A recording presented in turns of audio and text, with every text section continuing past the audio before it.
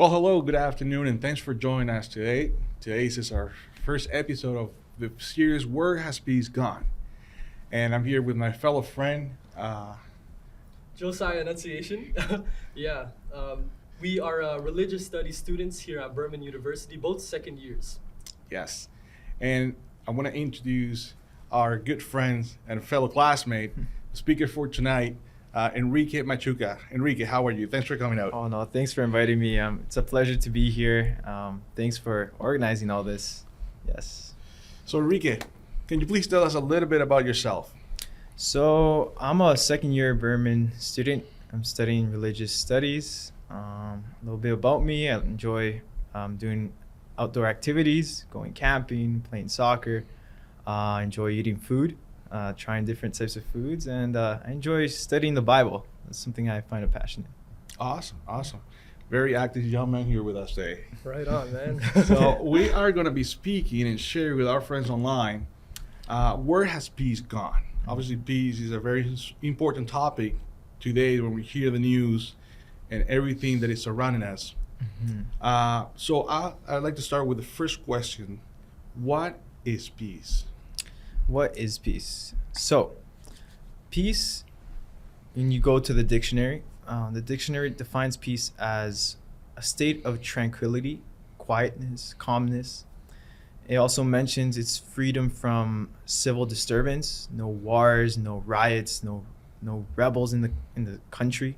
It's a security in the community. It can be described as freedom from disturbing thoughts. So peace goes into different areas. It's not necessarily one specific peace that applies to everything. It's different areas. There's a freedom from external disturbances. So just being peace and quiet. And peace can also be defined as a state of friendliness, right? So when we put all these together, there comes out two different types of peace. There's an external peace and an internal peace, right? So external peace has to do with the ones that we mentioned, which is like peace between nations, peace between communities, nations in the world, society, finding peace amongst each other, right? Okay. We can even find peace amongst our relationships, right? That would be considered external peace. Like we're in peace right now. We're not fighting with each other, right? Yeah. That's a good So that could be an external peace. It's even peace with nature as well, right? Nature is not acting crazy. It's calm, right? Internal peace has to do with a state of physical or spiritual and emotional calmness, right? It's despite crazy things are going on in the world, crazy things in your life, you're at a state of peace, right? There's some people that can be going through one of the worst illnesses and they're still happy, they're still at peace, right? So that has to do with the internal peace, right? So we actually interviewed one of our teachers here in Burman University, Dr. Reiser. He's a professor of Greek, homiletics in the New Testament. And we asked him basically, what is peace in the Greek New Testament portion of the Bible? So here's the video. We're going to play it so everyone can see. And this is the definition of peace in the Bible. Hello, everyone. So today we're here with Dr. Reiser. Thanks for coming. We have one question for you. So we wanted to know, how is peace used in the Greek New Testament portion of the Bible? All right, great. Thanks for having me on your program, Enrique. It's a pleasure to be here. So the word for peace, eirene, has a pretty long history in Greek thought. And so long before the time of the New Testament, the Greeks used this word to describe the period of peace between wars. So they would say there's polemica, there's war, and then in the absence of war, we have eirene, it's peace. Okay. So the Jewish rabbis then, in the intertestamental period, when they translated the Old Testament into Greek, they used the word eirene then to describe shalom. And their concept of peace then moved from warring cities and states to the conflict that happens between people. And so the rabbis were concerned with peace between people and between individuals. In the New Testament era, then, we still have that idea. Of course, peace still means there's no war, and it means being at peace with the person across from you. But New Testament writers then were concerned with a more significant problem, and that is being in conflict with God. And Jesus comes so that we can have peace with God. Okay. And so it's the New Testament in the ancient people generally weren't so concerned about internal peace like we are. We want to be at peace with ourselves. Yeah. But that's the basis of having internal peace, is that if you are at peace with God, then you can have that sense of peace inside of yourself, knowing that your relationship with Him is right, and whatever come what may, whatever conflict or things that could come and try to steal our peace, they can't. If we're at peace with God, our peace remains with us. Okay. Well, thank you so much for that answer, Dr. Reeser, and for coming on our show. And thank you, everyone. We'll tune back to you guys. So, based on this video, we basically can conclude with all the definitions that we got is that peace is a state of calmness, tranquility with oneself, with other people, and in their specific situation, right? So the way I think of peace, or the way we mostly think about peace, is, kind of picture this. You get a flight to a faraway country. You're leaving the cold of Alberta or Canada, right? It's an escape. The cold itself is a disturbance to us, right? Right. And so you get this free flight to Hawaii, right? You're at a beach. You're like, wow, this view is amazing, right? You have your foldable chair. So you sit right near the ocean. You extend your chair. You sit down, and you're lying down. And as you're lying down, you can have your hands crossed, or maybe you have your hand open, and the waiter comes in with the coconut and the straw on the coconut. Well, that sounds so and you good. take I a know, right? sip on Yeah. it, and you're like, this is life, right? You then fold your legs, you're relaxed. Maybe you might have your loved one beside you, maybe some friends. Or if you like to be by yourself, you're by yourself there, relaxing, too. right? Yeah. And so you can hear the waves rushing in from left to right. You can feel the wind blowing. You can hear the palm trees moving. You can feel the sun shining right at you. You can even feel the sand by your feet. And you're at a moment that you're like, this is nice, right? And who wouldn't want that, right? It's a state of being at peace, right? When you're at vacation, you're relaxed from all the work, from all the stressors, right? But when we look to our world today, the question is, can we find this peace, right? Is that Interesting. peace even possible nowadays? Mhm. When we look in the news, in Twitter, Instagram, all the medias, we just hear of wars, disturbances. We hear of earthquakes, famines. We hear about so many terrible things going on, crimes all around the world, children dying, right? Even in our personal circle, if you just check your own Facebook, you might see some friends having a little bit of drama on the internet, right?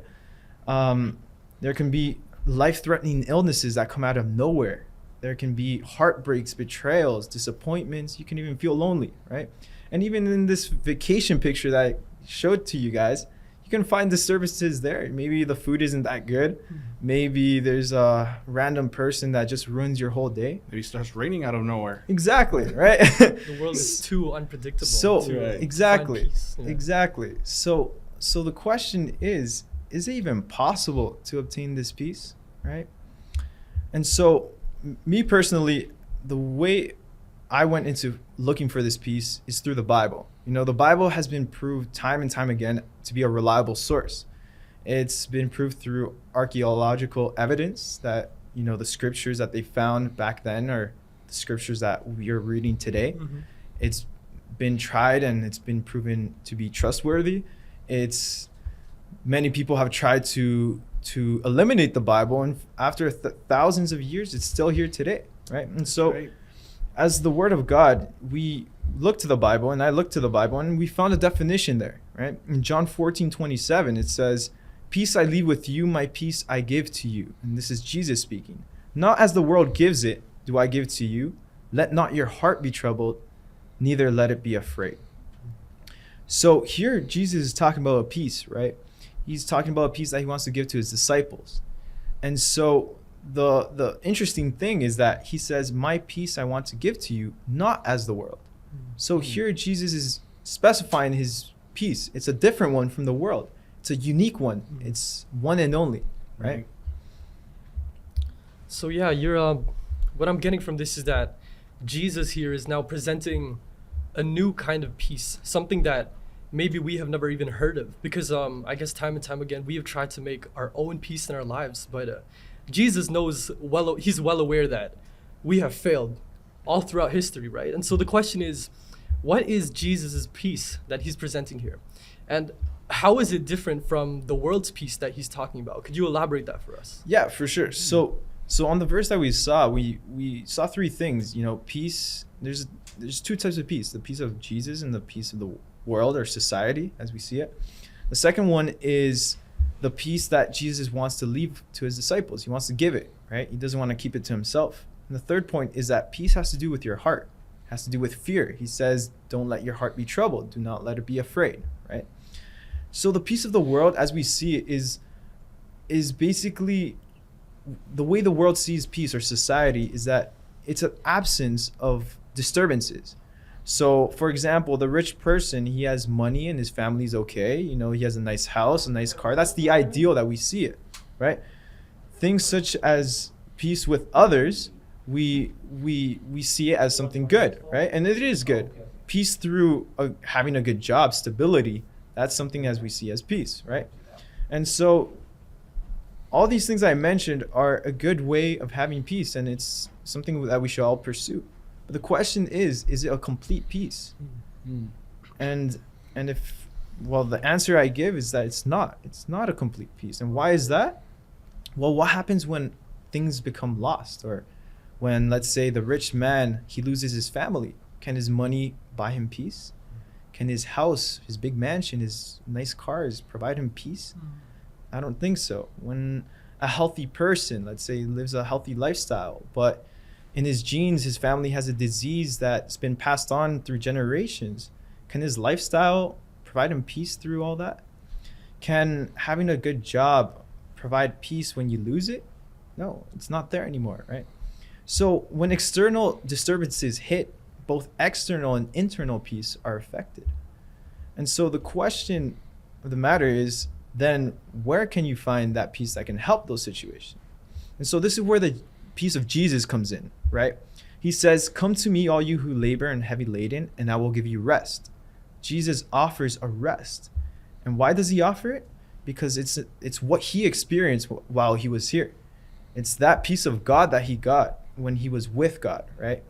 So being in communion with God was actually the source of his peace, of that internal peace, which is different than the external peace that we get from the world.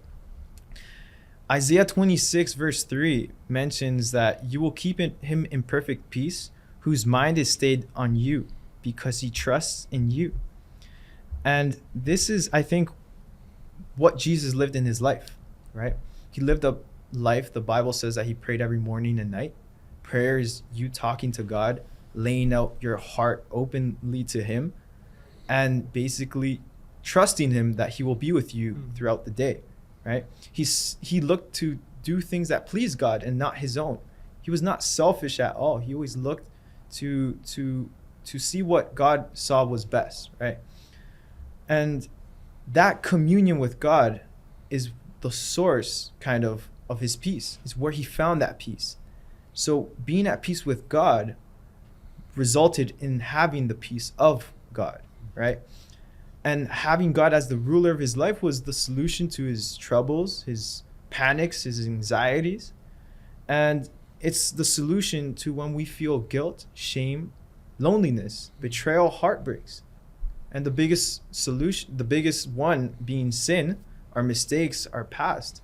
God wants to help us with those things. He wants to provide his peace to provide to us rest and restoration, right? Well, Josiah, I think I'm starting to get what this peace means, because it seems like the peace that society gives is based on everything that is working okay. As long as everything is okay, I have peace. But one of those things start to break down, then I start to break down. But when God gives us his peace, it sounds like a promise. He said, "My peace I give to you if you constantly continue to think of me." So that's very good to know that should give us peace to know that God is in control. Right. Exactly. So the next question for you, Enrique, will be, so why should we find this peace of God in the first place? So it's a good question. The answer is that the peace of God is like no other. There's no other peace like it. Philippians 4 verse 6 and 7 says, be anxious for nothing, but in everything by prayer. As we mentioned earlier, Jesus lived a prayerful life. It's where that communion with God, talking to God, that you develop that trust, right? So let your requests be made known to God, it says. Let all that's going on in your life, tell it to him. He wants to know about it, right? And the result is, verse 7, the peace of God, which surpasses all understanding, will guard your hearts and minds through Jesus Christ. And that peace which surpasses all understanding is, I think, the best description to it. It's a peace that we've never experienced before. It's when we come to God, and that's why I share this. It's a peace that I've experienced, you know. It's a peace that you can't find anywhere else. No matter how long you try looking for it, you know, you can go through friends, through movies, through all those things, but you won't find that satisfying peace that fulfills everything that your life may need, right? And the crazy thing is that it guards you, as the verse mentions. It keeps you, it protects you. So it doesn't just help you, but it actually stays with you, right? Wow. So why is this important? Well, it's because knowing this, we can trust God, right? God wants to, well, he can do anything for us, right? And anything and everything he does is only for our best, right? Seeing the picture as he sees it, the bigger picture, if we could see that, we'd be at peace and we'd be happy with the plan that he has for each and every one of us. So I think C.S. Lewis kind of like summarized it in a very good way. He says, God cannot give us happiness and peace apart from himself because it is not there. You know, there's no such thing as peace apart from God. Peace and happiness come from him. So when we accept him, we have that, right? Croft Pence also said, no God, no peace. But if you know God, then you'll know peace, right? So it's kind of like what we said, living in harmony with heaven, living in harmony with God, having that communion, right? That you really develop and experience that peace. For God says, fear not, do not be afraid. I'm with you. It's a promise, like you mentioned. That's another promise that really satisfies us, knowing that he's there and that he's always going to be there. Right. And like the crazy thing is that Jesus experienced all this. He went through it. And he wants each and every one of us to have it as well. Because he knows life is going to be hard. And so he doesn't want to abandon us. But if we accept Christ, you know, we can find that peace as well. All right. Could you clarify us? You touched on a point that not just because we have this peace of God, this peace that Jesus brings, not everything will still run smoothly in life. Now, you were talking about that image of being in Hawaii, being at the beach. You know, that gives me so much peace just thinking about it, right? I wish I was there right now, but after that, once that vacation is over, we have to return to our life and back to reality. Mm-hmm. And so you mentioned that we will still suffer. Could you clarify this for us? Does the having the peace of God mean that we will no longer suffer in life? So I wish I could say the answer is yes, you know, we won't suffer anymore. But in reality, it's no. You know, in John 16:33, Jesus says, these things I've spoken to you, that in me you will have peace. In me, he says. In the world, you will have tribulation. Bad things will happen. But he says, be of good cheer, because I have overcome the world. Right. So my next question would be, you know, I guess this question doesn't make sense in a sense. Like, okay, God gives us peace, right? So why is there so much suffering in this world? Why doesn't he just take it away, right? Why doesn't he make it easy? And this is a question that we'll be answering throughout the series, right? Suffering, fear, and how peace kind of helps us through it all. And so the thing is, like you mentioned, we think of peace as being absent from all the bad things happening in our life. But the peace that God offers is something way bigger than that, and actually more profound. If we look at Jesus's life, did he live a peaceful life? No. Unfortunately not. No, he went through so many things. If we just look from where he was born. He was born in the slums of Israel, Mhm. right? He was born in the worst conditions, right? Throughout his life, he was constantly persecuted. He had to run away for his own life, Mhm. right? He was betrayed by his own disciples, forgotten, right? The Bible describes him as a man of sorrows, right? He Yes. experienced so many different things, afflicted. When he died a very painful death, Mhm. whipped with a crown of thorns pushed onto his head, insulted, rejected. That doesn't sound peaceful, does No, it? not No. at all. Not at all. At all. And so the thing is that even though Jesus went through all this, he experienced peace. He lived a life of peace. And the reason was that his assurance was that God did not leave him alone. God did not abandon him. That if God was with him, then everything else would be okay. Even though the winds are blowing, life seems like it's terrible. If his communion with God was okay, his peace with God was going to help him through it all.